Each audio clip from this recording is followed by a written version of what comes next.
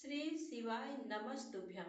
आप सभी का दिन शुभ एवं मंगलमय हो। आज सुनिए शिव महापुराण में आगे की कथा का वर्णन। ब्रह्मा जी बोले, हे मुनिराज, दक्ष के इस रूप को जानकर मैं उसके पास गया। मैंने उसे शांत करने का बहुत प्रयत्न किया और सांत्वना दी। मैंने उसे तुम्हारा परिचय दिया। दक्ष को मैंने ये जानकारी भी दी कि तुम भी मेरे पुत्र हो। तुम मुनियों में श्रेष्ठ एवं देवताओं के प्रिय हो। तत्पश्चात प्रजापति दक्ष ने अपनी पत्नी से 60 सुंदर कन्याएं प्राप्त की। तब उनका धर्म आदि के साथ विवाह कर दिया। दक्ष ने अपनी 10 कन्याओं का विवाह धर्म से, 13 कन्याओं का ब्याह कश्यप मुनि से और 27 कन्याओं का विवाह चंद्रमा से कर दिया। दो दो भूतागिरस और कृशाश्व को और शेष 4 कन्याओं का विवाह तार्क्ष के साथ कर दिया। इन सबकी संतानों से तीनों लोक भर गए। पुत्र पुत्रियों की उत्पत्ति के पश्चात प्रजापति दक्ष ने अपनी पत्नी सहित देवी जगदम्बिका का ध्यान किया। देवी की बहुत स्तुति की। प्रजापति दक्ष की सपत्नीक स्तुति से देवी जगदम्बिका ने प्रसन्न होकर दक्ष की पत्नी के गर्भ से जन्म लेने का निश्चय किया। उत्तम मुहूर्त देखकर दक्ष पत्नी ने गर्भ धारण किया। उस समय उनकी शोभा बढ़ गई। भगवती के निवास के प्रभाव से दक्ष पत्नी महामंगल रूपिणी हो गई। देवी को गर्भ में जानकर सभी देवी देवताओं ने जगदम्बा की स्तुति की। 9 महीने बीत जाने पर शुभ मुहूर्त देवी भगवती का जन्म हुआ। उनका मुख दिव्य आभा से सुशोभित था। उनके जन्म के समय आकाश से फूलों की वर्षा होने लगी और मेघ जल बरसाने लगे। देवता आकाश में खड़े मांगलिक ध्वनि करने लगे। यज्ञ की बुझी हुई अग्नि पुनः जलने लगी। साक्षात जगदम्बा को प्रकट हुए देखकर दक्ष ने भक्ति भाव से उनकी स्तुति की। स्तुति सुनकर देवी प्रसन्न होकर बोली, हे प्रजापते, तुम्हारी तपस्या से प्रसन्न होकर मैंने तुम्हारे घर में पुत्री के रूप में जन्म लेने का जो वर दिया था वह आज पूर्ण हो गया है। ये कहकर उन्होंने पुनः शिशु रूप धारण कर लिया तथा रोने लगी। उनका रोना सुनकर दासियां उन्हें चुप कराने हेतु वहां एकत्र हो गईं। जन्मोत्सव में गीत और अनेक वाद्य यंत्र बजने लगे। दक्ष ने वैदिक रीत से अनुष्ठान किया और ब्राह्मणों को दान दिया। उन्होंने अपने पुत्री का नाम उमा रखा। देवी उमा का पालन बहुत अच्छे तरीके से किया जा रहा था। वह बालकपन में बहुत सी लीलाएं करती थी। देवी उमा इस प्रकार बढ़ने लगी जैसे शुक्ल पक्ष में चंद्रमा की कला बढ़ती है। जब भी वे अपनी सखियों के साथ बैठती, वे भगवान शिव की मूर्ति को ही चित्रित करती थीं। वे सदा प्रभु शिव के भजन गाती थीं, उन्हीं का स्मरण करती और भगवान शिव की भक्ति में ही लीन रहती। ब्रह्मा जी बोले, हे नारद, एक दिन मैं तुम्हें लेकर प्रजापति दक्ष के घर पहुंचा। वहां मैंने देवी सती को उनके पिता के पास बैठे देखा। मुझे देखकर दक्ष ने आसन से उठकर मुझे नमस्कार किया। तत्पश्चात सती ने भी प्रसन्नता पूर्वक मुझे नमस्कार किया। हम दोनों वहां आसन पर बैठ गए। तब मैंने देवी सती को आशीर्वाद देते हुए कहा, सती, जो केवल तुम्हें चाहते हैं और तुम्हारी ही कामना करते हैं, तुम भी मन में उन्हीं को सोचती हो और उसी के रूप का स्मरण करती हो। उन्हीं सर्वज्ञ जगदीश्वर महादेव को तुम पति रूप में प्राप्त करो। वे ही तुम्हारे योग्य हैं। कुछ देर बाद दक्ष से विदा लेकर मैं अपने धाम को चल दिया। दक्ष को मेरी बातें सुनकर बड़ा संतोष एवं प्रसन्नता हुई। मेरे कथन से उनकी सारी चिंताएं दूर हो गईं। धीरे धीरे सती ने कुमारावस्था पार कर ली और वे युवा अवस्था में प्रवेश कर गईं। उनका रूप अत्यंत मनोहारी था। उनका मुख दिव्य तेज से शोभायमान था। देवी सती को देखकर उनके पिता प्रजापति दक्ष को उनके विवाह की चिंता होने लगी। तब पिता के मन की बात जानकर देवी सती ने महादेव को पति रूप में पाने की इच्छा अपनी माता को बताई। उन्होंने अपनी माता से भगवान शंकर को प्रसन्न करने के लिए तपस्या करने की आज्ञा मांगी। उनकी माता ने आज्ञा देकर घर पर ही उनकी आराधना आरंभ करा दी। आश्विन मास में नंदा अर्थात प्रतिपदा, षष्ठी और एकादशी तिथियों में उन्होंने भक्तिपूर्वक भगवान शिव का पूजन कर उन्हें गुड़, भात और नमक का भोग लगाया व नमस्कार किया। इसी प्रकार एक मास बीत गया। कार्तिक मास की चतुर्दशी को देवी सती ने मालपुओं और खीर से भगवान शिव को भोग लगाया और उनका निरंतर चिंतन करती रहीं। मार्गशीर्ष के कृष्ण पक्ष की अष्टमी को वे तिल, जौ और चावल से शिव जी की आराधना करती और घी का दीपक जलाती। पौष माह की शुक्ल पक्ष सप्तमी को पूरी रात जागरण कर सुबह खिचड़ी का भोग लगाती। माघ की पूर्णिमा की रात भर वे शिव आराधना में लीन रहती और सुबह नदी में स्नान कर गीले वस्त्रों में ही पुनः पूजा करने बैठ जाती थी। फाल्गुन मास के कृष्ण पक्ष की चतुर्दशी तिथि को जागरण कर शिव जी की विशेष पूजा करती थी। उनका सारा समय शिव जी को समर्पित था। वे अपने दिन रात शिव जी के स्मरण में ही बिताती थीं। चैत्र मास के शुक्ल पक्ष की चतुर्दशी को वे ढाक के फूलों और दौनों से भगवान की पूजा करती थी। बैसाख माह में वे सिर्फ तिलों को खाती थीं। वे नए जौ के भात से शिव पूजन करती थीं। ज्येष्ठ माह में वे भूखी रहती और वस्त्रों तथा भटकटैया के फूलों से शिव पूजन करती थीं। आषाढ़ मास के शुक्ल पक्ष की चतुर्दशी को वे काले वस्त्रों और भटकटैया से रुद्र देव का पूजन करती थीं। सावन मास में यज्ञोपवीत वस्त्रों तथा कुश आदि से वे पूजन करती थीं। भाद्रपद मास में विभिन्न फूलों व फलों से वे शिव को प्रसन्न करने की कोशिश करती।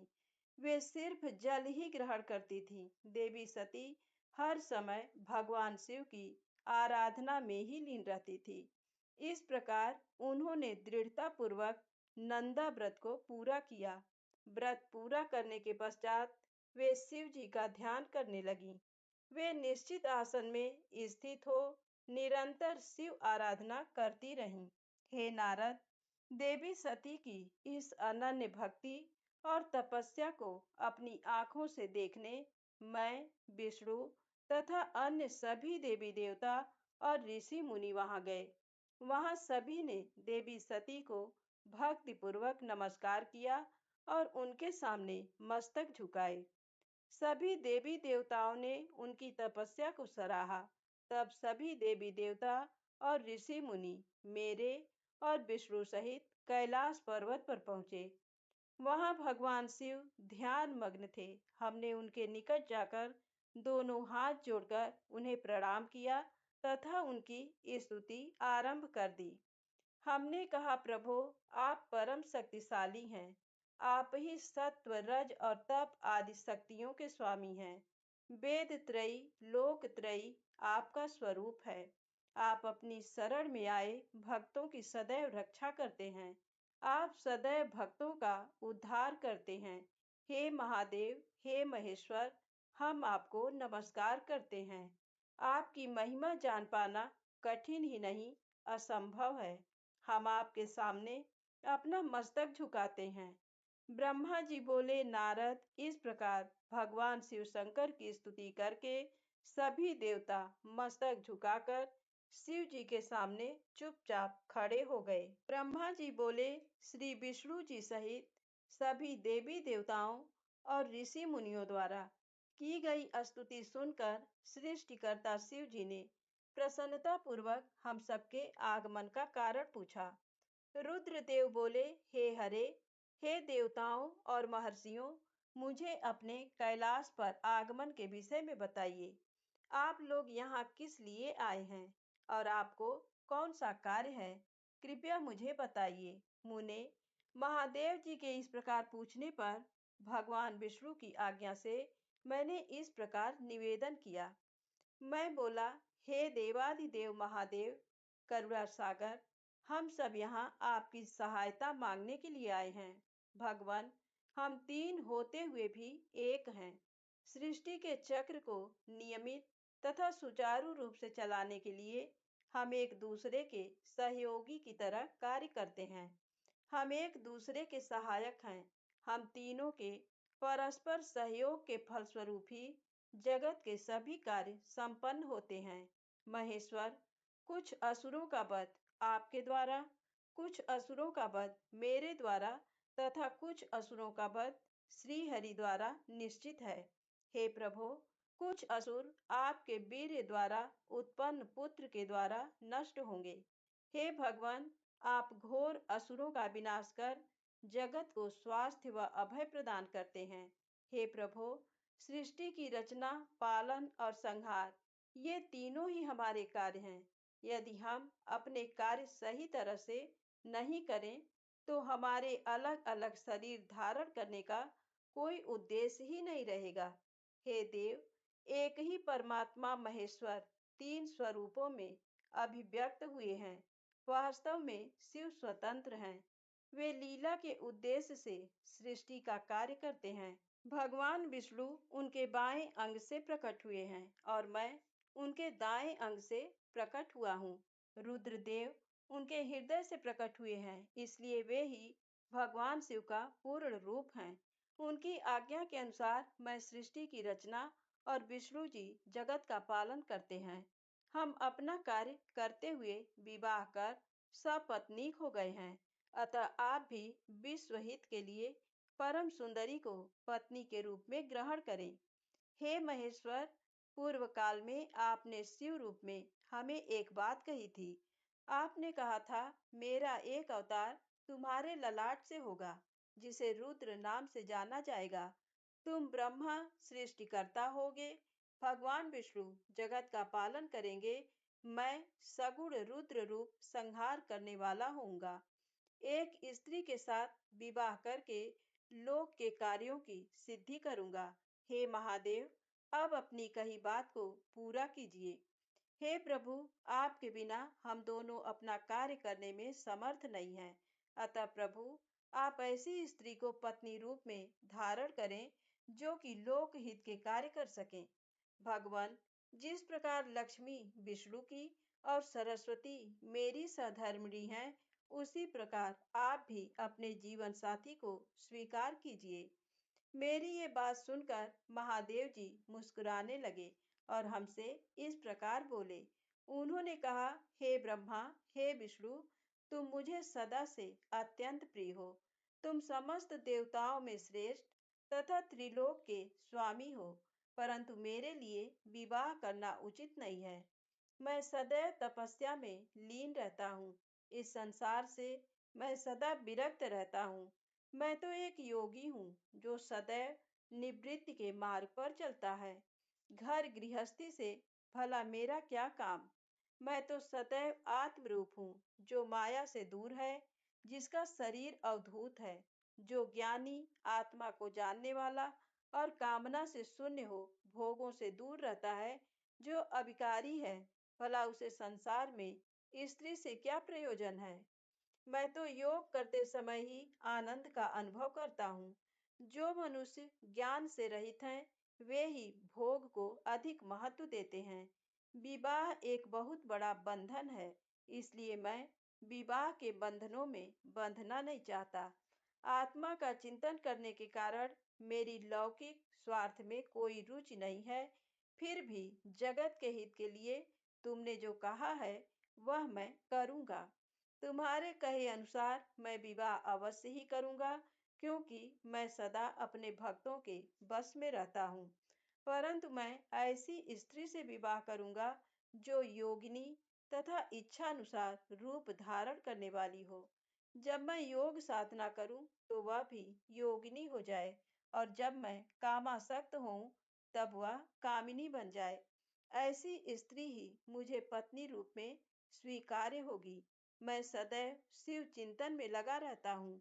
जो स्त्री मेरे चिंतन में विघ्न डालेगी, वह जीवित नहीं रह सकेगी। मैं विष्णु और ब्रह्मा, हम सभी शिव के अंश हैं, इसलिए हम सदा ही उनका चिंतन करते हैं। उनके चिंतन के लिए मैं बिना विवाह किए रह सकता हूँ। अतः मुझे ऐसी पत्नी प्रदान कीजिए जो मेरे अनुसार ही कार्य करे। यदि वह स्त्री मेरे कार्यों में विघ्न डालेगी, तो मैं उसे त्याग दूंगा। विवाह हेतु शिव की स्वीकृति पाकर मैं और विष्णु जी प्रसन्न हो गए। फिर मैं विनम्रता पूर्वक भगवान शिव से बोला, हे नाथ महेश्वर प्रभु, आपको जिस प्रकार की स्त्री की आवश्यकता है, ऐसी ही स्त्री के विषय में सुनो। हे प्रभु, भगवान शिव की पत्नी उमा ही विभिन्न अवतार धारण करके पृथ्वी पर प्रकट होती हैं और सृष्टि के विभिन्न कार्यों को पूरा करने में अपना सहयोग प्रदान करती हैं। उन्हीं देवी उमा ने लक्ष्मी रूप धारण कर श्री हरि को वरा। सरस्वती रूप में वे मेरी अर्धांगिनी बनी। अब वही देवी लोकहित के लिए अपने तीसरे अवतार में अवतरित हुई हैं। उमा देवी प्रजापति दक्ष की कन्या के रूप में अवतार लेकर आपको पति रूप में पाने की इच्छा के लिए घोर तपस्या कर रही हैं। उनका नाम देवी सती है। सती ही आपकी भार्या होने की योग्य हैं। वे महातेजस्विनी ही आपको पति रूप में प्राप्त करेंगी। हे भगवान, आप उनकी कठोर तपस्या को पूर्ण करके उन्हें फल स्वरूप वरदान प्रदान करिए। उनका तपस्या का प्रयोजन आपको पति रूप में प्राप्त करना ही है। अतः प्रभु, आप देवी सती की मनोकामना को पूरा कीजिए। हम सभी देवी देवताओं की यही इच्छा है। हम आपके विवाह का उत्सव देखना चाहते हैं। आपका विवाह तीनों लोकों को सुख प्रदान करेगा तथा सभी के लिए मंगलमय होगा। तब भगवान शिव बोले, आप सबकी आज्ञा मेरे लिए सबसे ऊपर है, क्योंकि मैं सदैव अपने भक्तों के अधीन हूँ। आपकी इच्छा अनुसार मैं देवी सती द्वारा तपस्या पूरी कर उनसे विवाह अवश्य करूंगा। भगवान शिव के ये वचन सुनकर हम सभी बहुत प्रसन्न हुए और उनसे आज्ञा लेकर अपने अपने धाम को चले गए। ब्रह्मा जी कहते हैं, हे नारद, सती ने आश्विन मास के शुक्ल पक्ष की अष्टमी को उपवास किया। नंदा व्रत के पूर्ण होने पर जब वे भगवान शिव के ध्यान में मग्न थीं, तो भगवान शिव ने उन्हें प्रत्यक्ष दर्शन दिए। भगवान शिव का रूप अत्यंत मनोहारी था। उनके 5 मुख थे और प्रत्येक मुख में 3 नेत्र थे। मस्तक पर चंद्रमा शोभित था। उनके कंठ में नील चिन्ह था। उनके हाथ में त्रिशूल, ब्रह्म कपाल, वर तथा अभय था। उन्होंने पूरे शरीर पर भस्म लगा रखी थी। गंगा जी उनके मस्तक की शोभा बढ़ा रही थी। उनका मुख करोड़ों चंद्रमाओं के समान प्रकाशमान था। सती ने उन्हें प्रत्यक्ष रूप में अपने सामने पाकर उनके चरणों की वंदना की। उस समय लज्जा और शर्म के कारण उनका सिर नीचे की ओर झुका हुआ था। तपस्या का फल प्रदान करने के लिए शिव जी बोले, उत्तम व्रत का पालन करने वाली हे दक्ष नंदिनी, मैं तुम्हारी तपस्या से बहुत प्रसन्न हूँ। इसलिए तुम्हारी मनोकामना को पूरा करने के लिए स्वयं यहाँ प्रकट हुआ हूँ। अतः तुम्हारे मन में जो भी इच्छा है, तुम्हारी जो भी कामना है, जिसके वशीभूत होकर तुमने इतनी घोर तपस्या की है, वह मुझे बताओ। मैं उसे अवश्य ही पूर्ण करूंगा। ब्रह्मा जी कहते हैं, हे मुनि, जगदीश्वर महादेव जी ने सती के मनोभाव को समझ लिया था। फिर भी वे सती से बोले कि देवी, वर मांगो। देवी सती शर्म से सिर झुकाई थी। वे चाह कर भी कुछ नहीं कह पा रही थी। भगवान शिव के वचन सुनकर सती प्रेम में मग्न हो गई थी। शिव जी बार बार सती से वर मांगने के लिए कह रहे थे। तब देवी सती ने महादेव जी से कहा, हे वर देने वाले प्रभु, मुझे मेरी इच्छा के अनुसार ही वर दीजिए। इतना कहकर देवी चुप हो गईं। जब भगवान शिव ने देखा कि देवी सती लज्जावश कुछ कह नहीं पा रही हैं, तो वे स्वयं उनसे बोले, हे देवी, तुम मेरी अर्धांगिनी बनो। ये सुनकर सती अत्यंत प्रसन्न हुई, क्योंकि उन्हें अपने मनोवांछित फल की प्राप्ति हुई थी। वे अपने हाथ जोड़कर और मस्तक को झुकाकर भक्त वत्सल शिव के चरणों की वंदना करने लगी। सती बोली, हे देवाधिदेव महादेव प्रभो, आप मेरे पिता को कहकर वैवाहिक विधि से मेरा पाणी ग्रहण करें।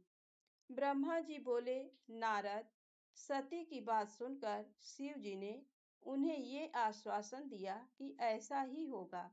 तब देवी सती ने भगवान शिव को हर्ष एवं मोह से देखा और उनसे आज्ञा लेकर अपने पिता के घर चली गईं। भगवान शिव कैलाश पर लौट गए और देवी सती का स्मरण करते हुए उन्होंने मेरा चिंतन किया। शिव जी के स्मरण करने पर मैं तुरंत कैलाश की ओर चल दिया। मुझे देखकर भगवान शिव बोले, ब्राह्मण, दक्ष कन्या सती ने बड़ी भक्ति से मेरी आराधना की है। उनके नंदा व्रत के प्रभाव से और आप सब देवताओं की इच्छाओं का सम्मान करते हुए मैंने देवी सती को उनका मनोवांछित वर प्रदान कर दिया है। देवी ने मुझसे ये वर मांगा कि मैं उनका पति हो जाऊं। उनके वर के अनुसार मैंने सती को अपनी पत्नी के रूप में प्राप्त करने का वर दे दिया है। वर प्राप्त कर वे बड़ी प्रसन्न हुई तथा उन्होंने मुझसे प्रार्थना की कि मैं उनके पिता प्रजापति दक्ष के समक्ष देवी सती से विवाह करने का प्रस्ताव रखूं और पाणी ग्रहण कर उनका वरण करूं। उनके विनम्र अनुरोध को मैंने स्वीकार कर लिया है, इसलिए मैंने आपको यहाँ बुलाया है कि आप प्रजापति दक्ष के घर जाकर उनसे देवी सती का कन्यादान मुझसे करने का अनुरोध करें। भगवान शिव की आज्ञा से मैं बहुत प्रसन्न हुआ और मैंने उनसे कहा, भगवान, मैं धन्य हो गया जो आपने हम सभी देवी देवताओं के अनुरोध को स्वीकार कर देवी सती को अपनी पत्नी बनाना स्वीकार करने और इस कार्य को पूरा करने के लिए मुझे चुना। मैं आपकी आज्ञानुसार अभी प्रजापति दक्ष के घर जाता हूँ तथा उन्हें आपका संदेश सुनाकर देवी सती का हाथ आपके लिए मांगता हूँ। ये कहकर मैं वेगशाली रथ से दक्ष के घर की ओर चल दिया। नारद जी ने पूछा, हे पितामह, पहले आप मुझे ये बताइए कि देवी सती के घर लौटने पर क्या हुआ? दक्ष ने उनसे क्या कहा और क्या किया? ब्रह्मा जी नारद जी के प्रश्न का उत्तर देते हुए बोले, जब देवी सती तपस्या पूर्ण होने पर अपनी इच्छा के अनुरूप भगवान शिव से वर पाकर अपने घर लौटी, तो उन्होंने श्रद्धा पूर्वक अपने माता पिता को प्रणाम किया। उन्होंने अपनी सहेली द्वारा अपने माता पिता को ये सूचना दी कि उन्हें भगवान शिव से वरदान की प्राप्ति हो गई है। वे सती की तपस्या से बहुत प्रसन्न हुए हैं और उन्हें अपनी पत्नी के रूप में प्राप्त करना चाहते हैं। ये सुनकर प्रजापति दक्ष और उनकी पत्नी बहुत प्रसन्न हुए। उन्होंने आनंदित होकर बड़े उत्सव का आयोजन किया। उन्होंने ब्राह्मणों को भोजन कराया और उन्हें दक्षिणा दी। उन्होंने गरीबों और दीनों को दान दिया। कुछ समय बीतने पर प्रजापति दक्ष को पुनः चिंता होने लगी कि वे अपनी पुत्री का विवाह भगवान शिव से कैसे करें, क्योंकि वे अब तक मेरे पास सती का हाथ मांगने नहीं आए। इस प्रकार प्रजापति दक्ष चिंता मग्न हो गए, लेकिन उन्हें ऐसी चिंता ज्यादा दिनों तक नहीं करनी पड़ी। शिव तो कृपा के सागर और करुणा की खान है, तब वह कैसे चिंतित रह सकता है जिसकी पुत्री ने तप द्वारा शिव का वरण किया है। जब मैं सरस्वती सहित उनके घर उपस्थित हो गया, तब मुझे देखकर उन्होंने मुझे प्रणाम किया और बैठने के लिए आसन दिया। तत्पश्चात दक्ष ने मेरे आने का कारण पूछा, तो मैंने अपने आने का प्रयोजन बताते हुए कहा, हे प्रजापति दक्ष, मैं भगवान शिव की आज्ञा से आपके घर आया हूँ।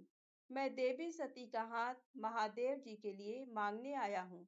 सती ने उत्तम आराधना करके भगवान शिव को प्रसन्न कर उन्हें अपने पति के रूप में प्राप्त करने का वर प्राप्त किया है। अतः तुम शीघ्र ही सती का पाणी ग्रहण शिव जी के साथ कर दो। नारद, मेरी ये बातें सुनकर दक्ष बहुत प्रसन्न हुआ। उसने हर्षित मन से इस विवाह के लिए अपनी स्वीकृति दे दी। तब मैं प्रसन्न मन से कैलाश पर्वत पर चल दिया। वहां भगवान शिव मेरी उत्सुकता से प्रतीक्षा कर रहे थे। वहीं दूसरी ओर प्रजापति दक्ष, उनकी पत्नी और पुत्री सती विवाह प्रस्ताव आने पर हर्ष से विभोर हो रहे थे। ब्रह्मा जी बोले, नारद, जब मैं कैलाश पर्वत पर भगवान शिव को प्रजापति दक्ष की स्वीकृति की सूचना देने पहुंचा, तो वे उत्सुकता पूर्वक मेरी ही प्रतीक्षा कर रहे थे। तब मैंने महादेव जी से कहा, हे भगवान, दक्ष ने कहा है कि वे अपनी पुत्री सती का विवाह भगवान शिव से करने को तैयार हैं, क्योंकि सती का जन्म महादेव जी के लिए ही हुआ है। ये विवाह होने पर उन्हें सबसे अधिक प्रसन्नता होगी। उनकी पुत्री सती ने महादेव जी को पति रूप में प्राप्त करने हेतु ही उनकी घोर तपस्या की है। उन्हें इस बात की भी खुशी है कि मैं स्वयं आपकी आज्ञा से उनकी पुत्री के लिए आपका अर्थात भगवान शिव का विवाह प्रस्ताव लेकर वहां गया। उन्होंने कहा, हे पितामह, उनसे कहिए कि वे शुभ लग्न और मुहूर्त में अपनी बारात लेकर स्वयं आए। मैं अपनी पुत्री का कन्यादान सहर्ष महादेव जी को कर दूंगा। हे भगवान, दक्ष ने मुझसे ये बात कही है, इसलिए आप शुभ मुहूर्त देखकर शीघ्र ही उनके घर चलें और देवी सती का वरण करें। हे नारद, मेरे ऐसे वचन सुनकर शिव जी ने कहा, हे संसार की सृष्टि करने वाले ब्रह्मा जी, मैं तुम्हारे और नारद जी के साथ ही प्रजापति दक्ष के घर चलूंगा। इसलिए ब्रह्मा जी, आप नारद और अपने मानस पुत्रों का स्मरण कर उन्हें यहाँ बुला लें। साथ ही मेरे पार्षद भी दक्ष के घर चलेंगे। नारद, तब भगवान शिव की आज्ञा पाकर मैंने तुम्हारा और अपने अन्य मानस पुत्रों का स्मरण किया। उन तक मेरा संदेश पहुंचते ही वे तुरंत कैलाश पर्वत पर उपस्थित हो गए। उन्होंने हर्षित मन से महादेव जी को और मुझे प्रणाम किया। तत्पश्चात शिव जी ने भगवान श्री हरि विष्णु का स्मरण किया। भगवान विष्णु देवी लक्ष्मी के साथ अपने विमान गरुड़ पर बैठ वहां आ गए। चैत्र मास के शुक्ल पक्ष की त्रयोदशी तिथि में रविवार का पूर्वा फाल्गुनी नक्षत्र में त्रिलोकीनाथ भगवान शिव की बारात धूमधाम से कैलाश पर्वत से निकली। उनकी बारात में मैं, देवी सरस्वती, विष्णु जी, देवी लक्ष्मी, सभी देवी देवता, मुनि और शिवगण आनंद मग्न होकर चल रहे थे। रास्ते में खूब उत्सव हो रहा था। भगवान शिव की इच्छा से बैल, बाघ, सांप, जटा और चंद्रकला उनके आभूषण बन गए। भगवान स्वयं नंदी पर सवार होकर प्रजापति दक्ष के घर पहुंचे। द्वार पर भगवान शिव की बारात देखकर सभी हर्ष से फूले नहीं समा रहे थे। प्रजापति दक्ष ने विधि पूर्वक भगवान शिव की पूजा अर्चना की। उन्होंने सभी देवताओं का खूब आदर सत्कार किया तथा उन्हें घर के अंदर ले गए। दक्ष ने भगवान शिव को उत्तम आसन पर बैठाया और हम सभी देवताओं और ऋषि मुनियों को भी यथा योग्य स्थान दिया। सभी का भक्ति पूर्वक पूजन किया। तत्पश्चात दक्ष ने मुझसे प्रार्थना की कि मैं ही वैवाहिक कार्य को संपन्न कराऊं। मैंने दक्ष की प्रार्थना को स्वीकार किया और वैवाहिक कार्य कराने लगा। शुभ लग्न और शुभ मुहूर्त देखकर प्रजापति दक्ष ने अपनी पुत्री सती का हाथ भगवान शिव के हाथों में सौंप दिया और विधि विधान से पाणी ग्रहण संस्कार संपन्न कराया। उस समय वहां बहुत बड़ा उत्सव हुआ और नाच गाना भी हुआ। सभी आनंद मग्न थे। हम सभी देवी देवताओं ने भगवान शिव और देवी सती की बहुत स्तुति की और उन्हें भक्ति पूर्वक प्रणाम किया। भगवान शिव और सती का विवाह हो जाने पर उनके माता पिता बहुत प्रसन्न हुए और महादेव जी को अपनी कन्या का दान कर प्रजापति दक्ष कृतार्थ हो गए। महेश्वर का विवाह होने का पूरा संसार मंगल उत्सव मनाने लगा। ब्रह्मा जी कहते हैं, नारद, कन्यादान करके दक्ष ने भगवान शिव को अनेक उपहार प्रदान किए।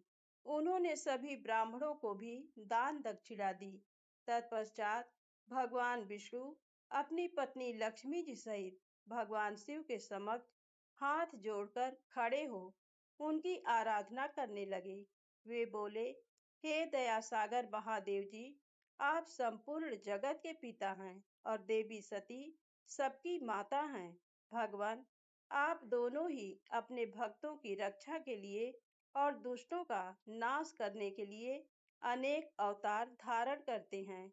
इस प्रकार उन्होंने शिव सती की बहुत स्तुति की। नारद, मैं उनके पास आकर विधि के अनुसार फेरे कराने लगा। ब्राह्मणों की आज्ञा और मेरे सहयोग से सती और भगवान शिव ने विधि पूर्वक अग्नि के फेरे लिए। उस समय वहां बहुत अद्भुत उत्सव किया जा रहा था। वहां विभिन्न प्रकार के बाजे और शहनाइयां बज रही थीं। स्त्रियां मंगल गीत गा रही थीं और खुशी से सभी नृत्य कर रहे थे। तत्पश्चात भगवान विष्णु बोले, सदाशिव, आप संपूर्ण प्रकृति के रचयिता हैं। आपका स्वरूप ज्योतिर्मय है। ब्रह्मा जी, मैं और रुद्रदेव आपके ही रूप हैं। हम सभी सृष्टि की रचना, पालन और संहार करते हैं। हे प्रभु, हम सब आपका ही अंश हैं। प्रभु, आप आकाश के समान सर्वव्यापी और ज्योतिर्मय हैं। जिस प्रकार हाथ, कान, नाक, मुंह, सिर आदि शरीर के विभिन्न रूप हैं, उसी प्रकार हम सभी आपके शरीर के ही अंग हैं। आप निर्गुण निराकार हैं। समस्त दिशाएं आपकी मंगल कथा कहती है। सभी देवी देवता और ऋषि मुनि आपके ही चरणों की वंदना करते हैं। आपकी महिमा का वर्णन करने में मैं असमर्थ हूँ। भगवान, यदि हम सबसे कुछ गलती हो गई हो तो कृपया उसे क्षमा करें और प्रसन्न हो। ब्रह्मा जी बोले, इस प्रकार श्री हरि ने भगवान शिव की बहुत स्तुति की। उनकी स्तुति सुनकर भगवान शिव बहुत प्रसन्न हुए। विवाह की सभी रीतियों के पूर्ण होने पर हम सभी ने महादेव जी एवं देवी सती को बधाइयां दी तथा उनसे प्रार्थना की कि वे अपनी कृपा दृष्टि सदैव सभी पर बनाए रखें। वे जगत का कल्याण करें। तत्पश्चात भगवान शिव ने मुझसे कहा, हे ब्राह्मण, आपने मेरा वैवाहिक कार्य संपन्न कराया है, अतः आप ही मेरे आचार्य हैं। आचार्य को कार्य सिद्धि के लिए दक्षिणा अवश्य दी जाती है, इसलिए आप मुझे बताइए कि मैं दक्षिणा में आपको क्या दूं। महाभाग, आप जो भी मांगेंगे मैं उसे अवश्य ही दूंगा। मुने, भगवान शिव के इस प्रकार के वचन सुनकर मैं हाथ जोड़कर उनके सामने खड़ा हो गया। मैंने उन्हें प्रणाम करके कहा, हे देवेश, यदि आप मुझे अपना आचार्य मानकर कोई वर देना चाहते हैं तो मैं आपसे ये वर मांगता हूँ कि आप सदा इसी रूप में, इसी वेदी पर विराजमान रहकर अपने भक्तों को दर्शन दें। इस स्थान पर आपके दर्शन करने से सभी पापियों के पाप धुल जाएं। आपके यहाँ विराजमान होने से मुझे आपका साथ प्राप्त हो जाएगा। मैं इसी वेदी के पास आश्रम बनाकर यहाँ निवास करूंगा और तपस्या करूंगा। हे प्रभु, मेरी यही इच्छा है। चैत्र मास के शुक्ल पक्ष की त्रयोदशी को पूर्वा फाल्गुनी नक्षत्र में रविवार के दिन जो भी मनुष्य भक्ति भाव से आपका दर्शन करे उसके सभी पाप नष्ट हो जाएं। रोगी मनुष्य के सभी रोग दूर हो जाएं। इस दिन आपका दर्शन कर मनुष्य जिस इच्छा को आपके सामने व्यक्त करे उसे आप तुरंत पूरा करें। हे प्रभु, आप इस दिन सभी को मनोवांछित वर प्रदान करें। भगवान, यही वरदान मैं आपसे मांगता हूँ। मेरी ये बात सुनकर भगवान शिव बहुत प्रसन्न हुए। वे बोले, हे ब्रह्मा, मैं आपकी इच्छा अवश्य ही पूरी करूंगा। तुम्हारे वर के अनुसार मैं देवी सती सहित इस वेदी पर विराजमान रहूंगा। ये कहकर भगवान शिव देवी सती के साथ मूर्ति रूप में प्रकट होकर वेदी के मध्य भाग में विराजमान हो गए। इस प्रकार मेरी इच्छा को पूरा कर जगत के हित के लिए प्रभु शिव वेदी पर अंश रूप में विराजमान हुए। ब्रह्मा जी बोले, हे महामुनि नारद, मुझे मेरा मनोवांछित वरदान देने के पश्चात भगवान शिव अपनी पत्नी देवी सती को साथ लेकर अपने निवास स्थान कैलाश पर्वत पर जाने के लिए तैयार हुए। तब अपनी बेटी सती व दामाद भगवान शिव को विदा करते समय प्रजापति दक्ष ने अपने हाथ जोड़कर और मस्तक झुकाकर महादेव जी की भक्ति पूर्वक स्तुति की। साथ ही श्री हरि सहित सभी देवी देवताओं और ऋषि मुनियों ने हर्ष से प्रभु का जय जयकार किया। भगवान शिव ने अपने ससुर प्रजापति दक्ष से आज्ञा लेकर अपनी पत्नी को अपनी सवारी नंदी पर बैठाया और स्वयं भी उस पर बैठकर कैलाश पर्वत की ओर चले गए। उस समय वृषभ पर बैठे भगवान शिव व सती की शोभा देखते ही बनती थी। उनका रूप मनोहारी था। सब मंत्रमुग्ध होकर उन दोनों को जाते हुए देख रहे थे। प्रजापति दक्ष और उनकी पत्नी अपनी बेटी व दामाद के अनोखे रूप पर मोहित हो उन्हें एकटक देख रहे थे। उनकी विदाई पर चारों ओर मंगल गीत गाए जा रहे थे। विभिन्न वाद्य यंत्र बज रहे थे। सभी बाराती शिव के कल्याण में उज्जवल यश का गान करते हुए उनके पीछे पीछे चलने लगे। भगवान शिव देवी सती के साथ अपने निवास कैलाश पर पहुंचे। सभी देवता सहित मैं और विष्णु जी भी कैलाश पर्वत पर पहुंचे। भगवान शिव ने उपस्थित सभी देवी देवताओं और ऋषि मुनियों का हृदय से धन्यवाद किया। भगवान शिव ने सभी को सम्मान पूर्वक विदा किया। तब सभी देवताओं ने उनकी स्तुति की और प्रसन्नता पूर्वक अपने अपने धाम को चले गए। तत्पश्चात भगवान शिव और देवी सती सुखपूर्वक अपने वैवाहिक जीवन का आनंद उठाने लगे। सूत जी कहते हैं, हे मुनियों, मैंने तुम्हें भगवान शिव के शुभ विवाह की पुण्य कथा सुनाई है। भगवान शिव का विवाह कब और किससे हुआ, वे विवाह के लिए कैसे तैयार हुए, इस प्रकार मैंने सभी प्रसंगों का वर्णन तुमसे किया है। विवाह के समय यज्ञ अथवा किसी भी शुभ कार्य के आरंभ में भगवान शिव का पूजन करने के पश्चात इस कथा को जो सुनता अथवा पढ़ता है उसका कार्य या वैवाहिक आयोजन बिना विघ्न और बाधाओं के पूरा होता है। इस कथा के श्रवण से सभी शुभ कार्य निर्विघ्न पूर्ण होते हैं। इस अमृतमयी कथा को सुनकर जिस कन्या का विवाह होता है वह सुख, सौभाग्य, सुशीलता और सदाचार आदि सद्गुणों से युक्त हो जाती है। भगवान शिव की कृपा से पुत्रवती भी होती है। आज की कथा यहीं समाप्त होती है। प्रेम से बोले शंकर भगवान, गौरी माता की जय हो। दोस्तों, यदि आपको ये कथाएं अच्छी लगे तो प्लीज लाइक अवश्य करें, चैनल को सब्सक्राइब करें। जय माता दी, जय भोलेनाथ।